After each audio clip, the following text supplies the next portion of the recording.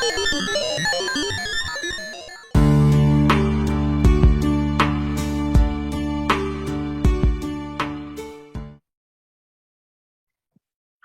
I'm Eileen Bild. I'm with OTEL Talk, and I am really, really excited to have on my show today Belinda Farrell. Hi, Belinda. Hi there, aloha. Hi, aloha. Uh, she has such a diverse, wonderful background, and I want to share uh, the background with you, the listener and the viewer, before we get into talking about what she's doing now. So she's the author of Find Your Friggin' Joy, and she's a graduate of the University of California, Berkeley. She is trained in multiple modalities. So she's trained in hypnotherapy, past life regression, NLP, Hawaiian chanting, and the ancient Hawaiian healing huna. She's actually trained with Anthony Robbins, who I think a lot of people are very familiar with him. And I find this amazing. And maybe we can talk a little bit about the next accomplishment. You completed 18 firewalks. I haven't even tried one yet. I can imagine 18. So we'll hopefully get to that at some point. At age 48, she collapsed with a herniated disc and spinal nerve damage. And the doctor said if she didn't have surgery, she would be paralyzed. But Belinda had other ideas, and she decided not to have surgery and instead to apply the ancient Hawaiian healing practices. And so her back completely healed, and including her childhood scoliosis, which I just find amazing. And we'll talk about that as well, because that's like a miracle. For 15 years, she's been sharing the healing practices that we'll be talking about today. She offers the reconnective healing and huna classes. And if anybody loves dolphins, she takes people to Hawaii to be trained in huna and to swim with the dolphins. So I'm going to be on board for that one. And actually, my daughter's living in Hawaii right now. So I was thinking, okay, can I maybe connect with a trip to Hawaii to visit my daughter and then have some training with you and swim with the dolphins? Is she on the Big Island? Her husband's in the Navy, so whichever island. I think she's on Oahu. Yes, yes. So she's very lucky to be out there. I should say so. Yeah. So tell us about your healing and what that was all about and how that brought you to what you're doing today. Well, I think everything is synchronistic. You know, we just kind of follow some kind of guidance that takes us along the path. I mean, all my life I've been making decisions that led me to just being right here. And when I first went to Hawaii, I would be the least one to want to go to an island because I hated water. I was afraid of water. I couldn't swim, but yet I had to go to Hawaii to do this master course in hypnosis. And sure enough, we start doing these exercises, and I start doing this ha breathing, which is outlined in the book and also on my CDs. And it's a deep breath to the top of your head, like you're filling a glass of water up here. And after you do this deep breathing, conscious breathing, the unconscious opens up, you know, kind of a box that's inside of you and releases things for you to have closure. And at the same time, you're inviting the higher part of you, the higher self, to come down inside of you. And that's what it did. It just kind of came down in the form of dolphins and whales. Oh, wow. I love that. I remember laying on the floor and looking up and going, where did they come from? But it was this feeling of connection and this feeling of love and joy. And I wasn't afraid. And that night is when the dolphins started coming into my dreams and teaching me how to swim. And so I would wake up in the morning and I'd have this yearning to want to be out there with them, but I'd have to get over the fear of the water. So it was hard. You know, I want to be with them, but no, I don't want to go in the water. So A friend had just, he and his wife had just made the transition to go to the Big Island to help Joan Ocean with some of her dolphin seminars. And he took me out on my first adventure out past the waves and to meet with the dolphins. And I heard them, and this amazing bottlenose dolphin came, like right in your face and just looking at you, and you could feel all this information just kind of downloading into your body. And I wasn't afraid. I just wasn't afraid. I wanted to come back over and over again till finally I was comfortable in that nurturing water, which was, almost 80 degrees. So it was warm, salty, so it holds you up. And I started to take people in groups. And I did that for 10 years to meet with the wild spinner dolphins. They would come, I'd do some chanting, and they would come. Oh, And wow. teach you how to be totally unconditionally loved.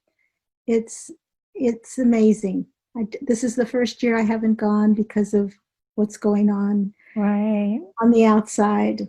But it is, if you can do it, I recommend it. It's the highest form of just celebration of who you are as a human being, relating to these animals that I believe are really sacred. They're sacred beings. They know more than we do because they know how to get along. When one dolphin decides to lead, everybody follows. Nobody fights for supremacy. It's just kind of a law of nature. You see a flock of birds and they're all following one. They're not fighting to get to the first one. It's a synchronicity. It's almost like a unification Yeah, and a way to let go, just let go and be. right. Dolphin energy is very powerful.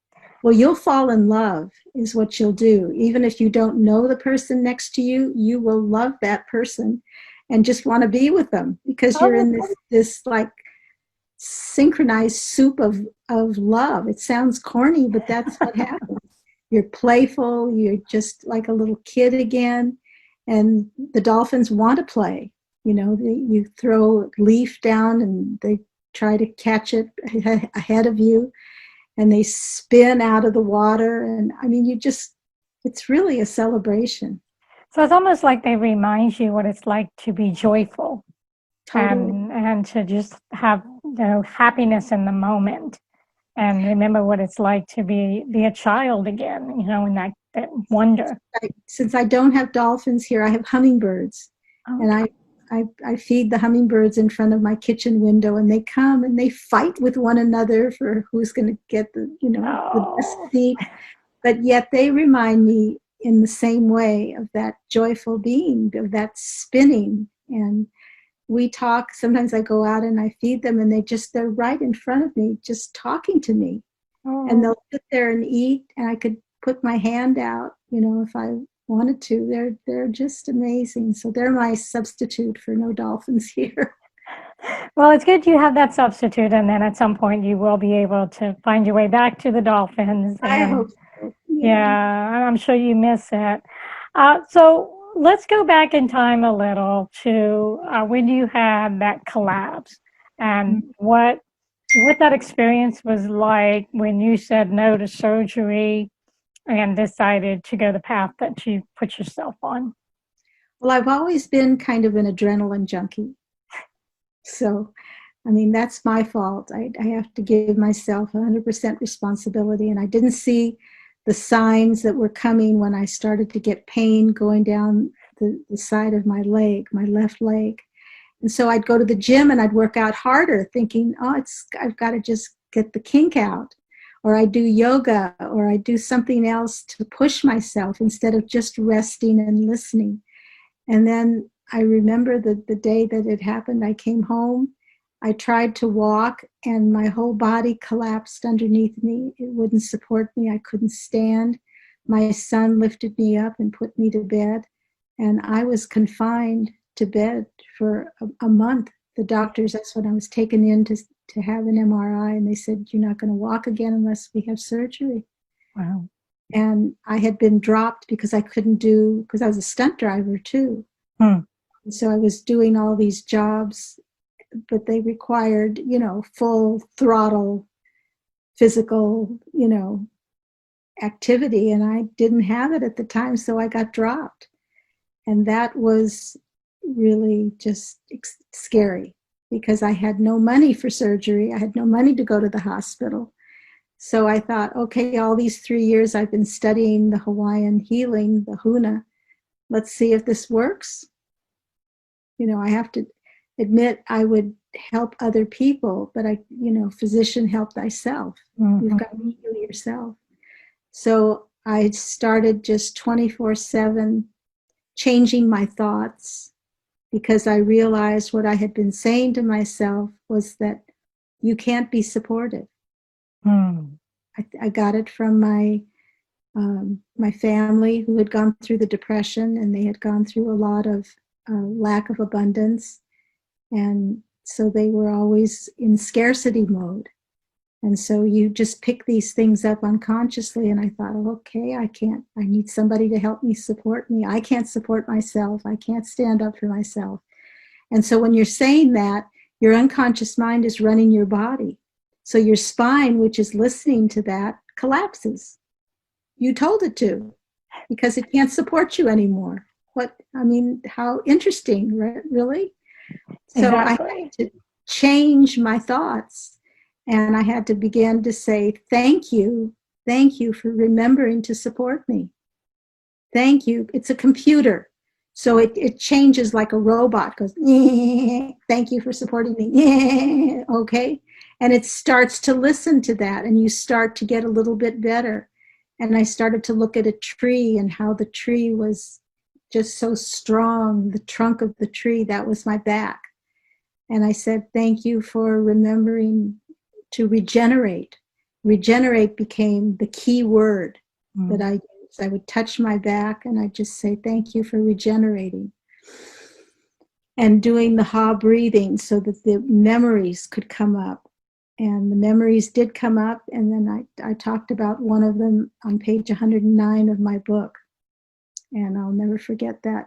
We hide these things because we don't have time to think about the pain that they might have caused. And this was a memory of when I was a fetus in my mother's womb.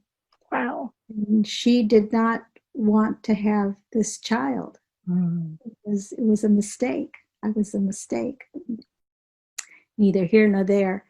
But anyway, the fetus, the moment that I realized that this memory had come up, was this little baby or fetus all alone in the universe, just being thrown out amid all these craters and stones and asteroids. And this baby was like, just all curled up, avoiding all the pain and the thrust of these, amazing boulders, and just trying to survive.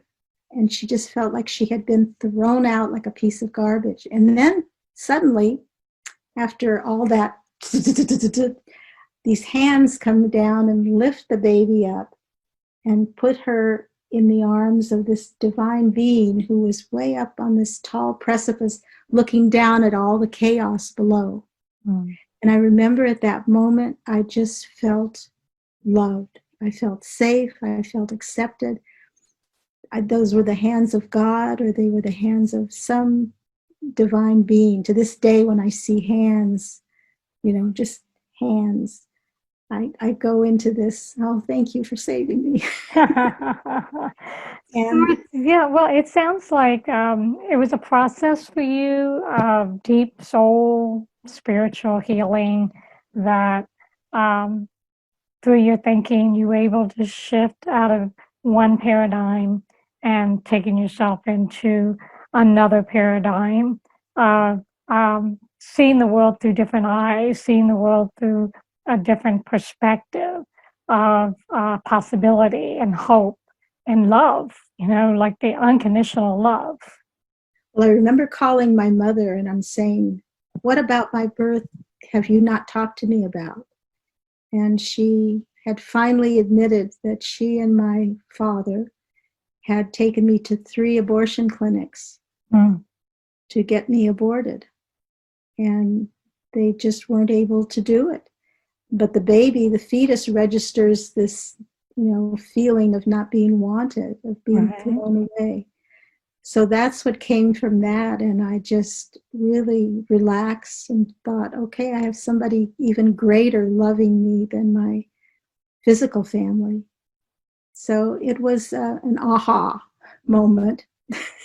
Aha. Yeah, aha, I gotta love those aha moments because that's when you feel like, it's like, whoa, you really wake up and see things for what they really are. And But then the healing really began after that. And I started to acknowledge the fact that I could climb trees again. And I'd see myself scampering up these trees. And you have to have a strong back to do that. So that's what you have to feed the unconscious mind. Not just say, oh, I hope I heal. I hope because that's out of fear.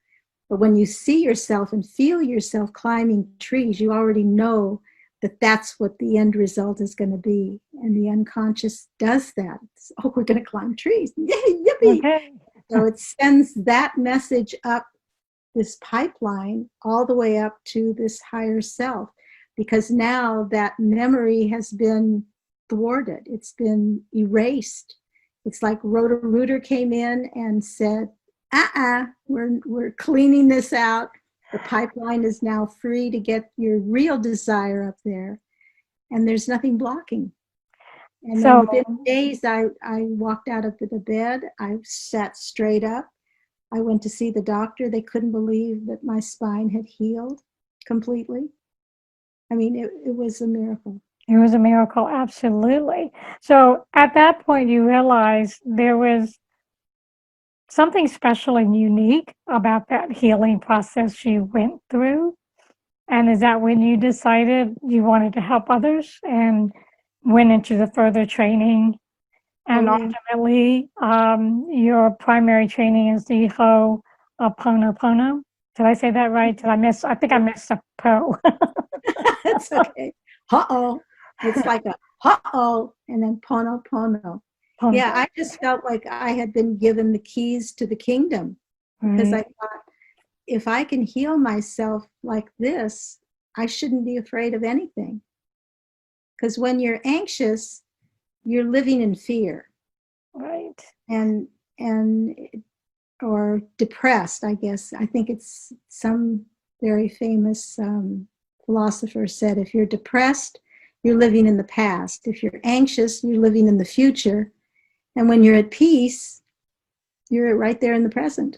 Yeah. Well, and what you achieved is liberating. It gives you a sense of freedom to um, not be hindered by the fear and the anxiety. So tell me a little bit more about the Uh-oh. Ho'oponopono. I Mhm. think I said it right. The reason I love Huna so much, which means secret, is that it's a self-healing process. I mean, I actually got a chance to heal myself together with my higher self. And Ho'oponopono, that's one of the key elements, because you forgive yourself for the way you're looking at the past. And these cords are the thought patterns that you're holding inside your body, and they create things that can interfere with your organs and create, like for me, severe back pain, could created a tumor, could have done a lot of things. Our thoughts are creating this stuff. So when you forgive yourself, when you say to yourself, I'm sorry, and I did this 24/7, when the thoughts would come up, I say, I'm sorry, I love you, I forgive you, thank you. The person you're forgiving is yourself. So if you just imagine that maybe you're up on a platform and you're looking down on a stage inside, you have a film camera inside, and that's how you see out into the world. You see through your eyes. If you see it out there, then you have to have it in here. It So is a if you see, reflection, yes. yeah, if you see hatred out there, then you have to clear the hatred that's inside of you, as with anger, as with anything. And those four phrases are the magical bullet points for doing that. It's like a cosmic eraser. Oh, I Div- like that.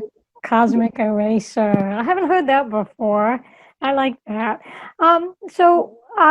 You said you practiced it 24/7. For how long? Like months, weeks, years? I was in bed for a month And it only took a month of saying it over and over every day for just 30 days?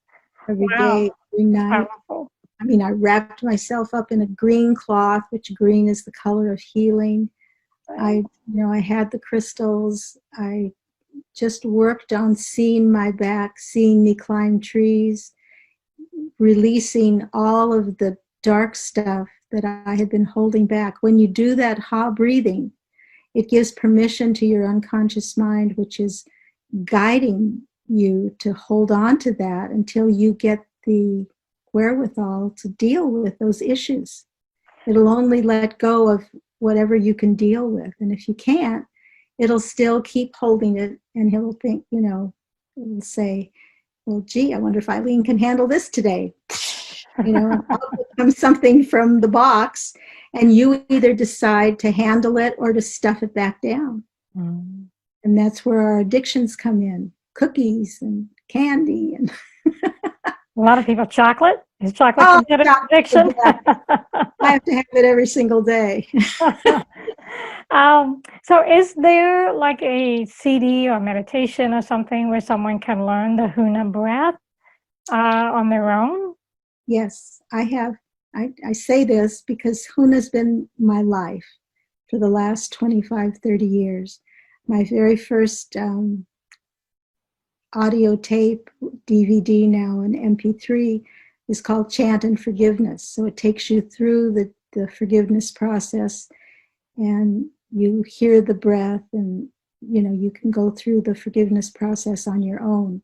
Then there's another CD that's called Enchantment, and there's 10 minutes there of Ha breathing.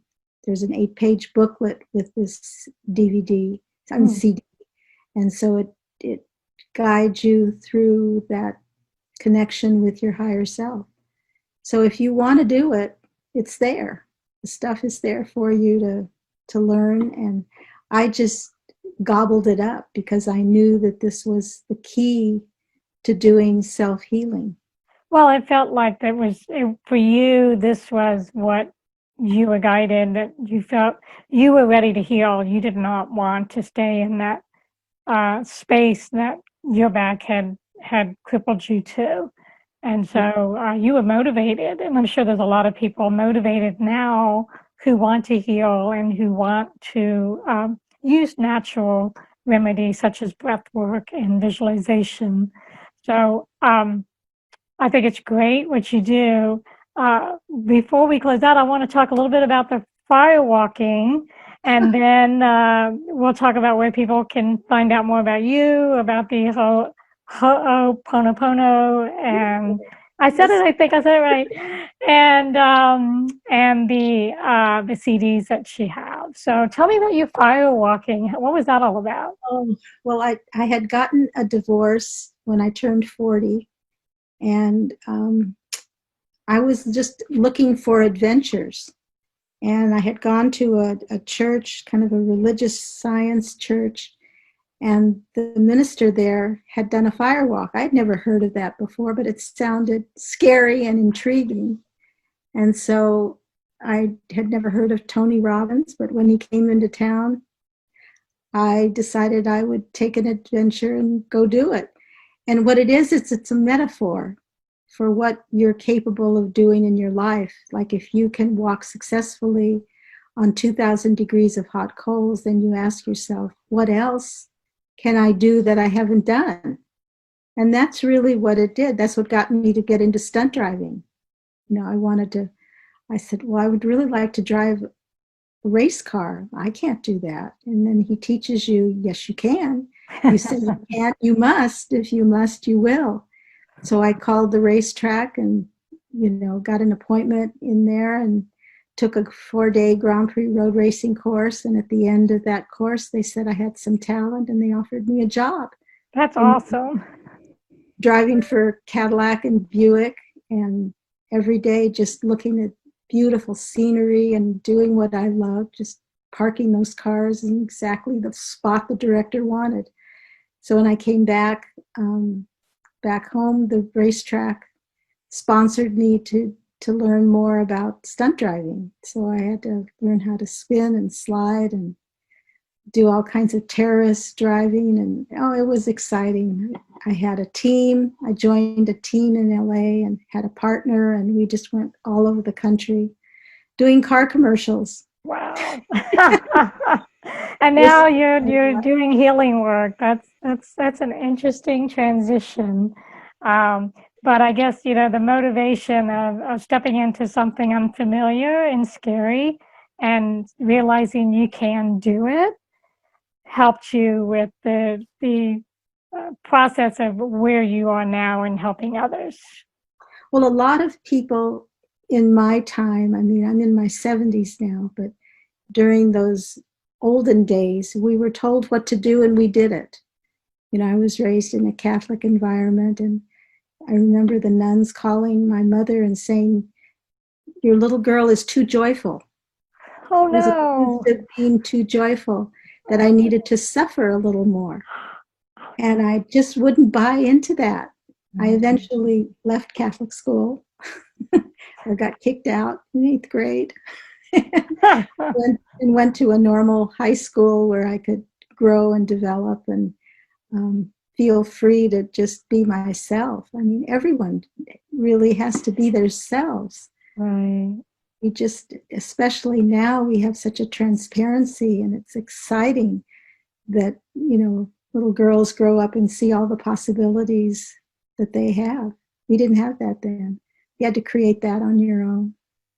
And So, then, yeah, and then life is where the impossible can become possible. And then when you put your mind to something, it can be achievable. And I mean, you're proof of that. So, yeah, don't be snappy now. I mean, just yeah, getting older doesn't mean you stop. not at all. No, you can go till forever almost. I just read there's two ladies that are 120, they're twins. 120. I know. And they were still outside, like tilling, the garden or whatever. Yeah, I thought, okay, if they can live to 120, then there's no reason we can't do the same thing and still be viable and vibrant and successful. Where do they live? Are they in Uh, France? no, I think it was like either Africa, Nigeria, somewhere over there in one of those countries. Yeah, it was like inspiring, right? Because I don't believe that just because we get older we have to fall apart. I believe that. Well, when you see people getting older and dying, then you follow suit. So you have to just not believe that you're going to be in that, that track, or you're just going to have a really happy, fulfilling life full of joy.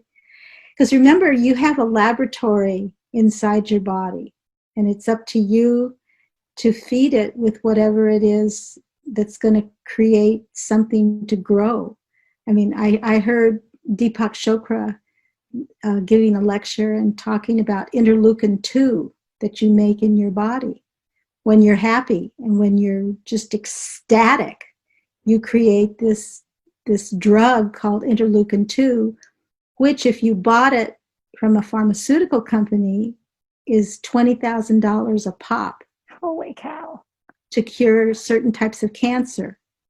But your body makes this millions of dollars of interleukin 2 when you take a ride at Disneyland, or you're just excited about something and just happy. Right. You also create Valium, when you go into a peaceful state.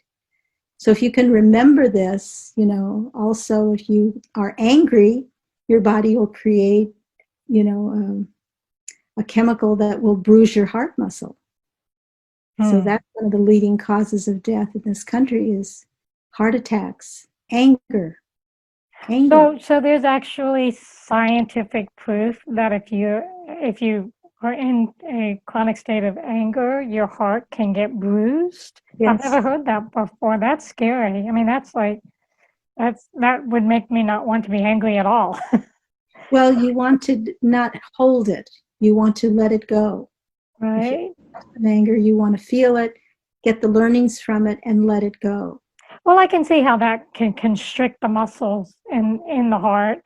And I guess that's where the broken heart syndrome comes from, where, the heart actually becomes broken, so to speak, because of that chronic state that creates that chemical that bruises the heart. Just think of everything.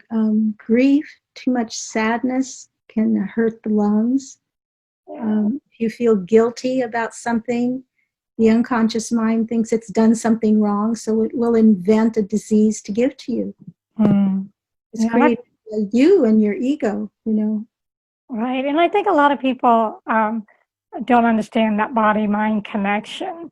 And again, you're a perfect, wonderful example of the science behind the reality of change your thinking, change your life, change your body systems, mechanisms, and we can heal from the inside out. Right. One of my favorite people is a Dr. Bruce Lipton, Mm-hmm. and he wrote a book called The Biology of Belief. Yes, I have that. Huge proponent of this, and he had to evacuate from the fires here in Santa Cruz. So Hmm. praying for everybody that they can go back home safely. That would be good. Yes. Are you aware of the map of consciousness?